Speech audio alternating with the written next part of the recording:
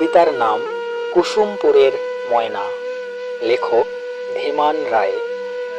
কুসুমপুর নামক গায়ে বাস করত ময়না। দেখতে ছিল বড়ই মধুর, পড়তে হতো না গয়না। শিশুকালে তার মাকে হারায়, বিধির বিধান হায়। গর্ভে থাকাকালীন পিতাকে হারায়, দেখতে নাহি পায়। কুসুমপুরে থাকে ময়না তার ছোট্ট ভাইয়ের সনে। গালকেরা একঘরে করেছে তাদের, অপয়া করে মনে। হাট বাজারে তারা পুতুল বেচে করে যে দিনাতি পাত, সেটা হতে অর্জিত অর্থ দিয়ে খায় দুমুঠো ভাত। কুসুমপুর গ্রামে ময়না থাকে যে এক ঘরে। বর্ষায় বৃষ্টি আসলে বিছানায় তাদের জল বেয়ে পড়ে।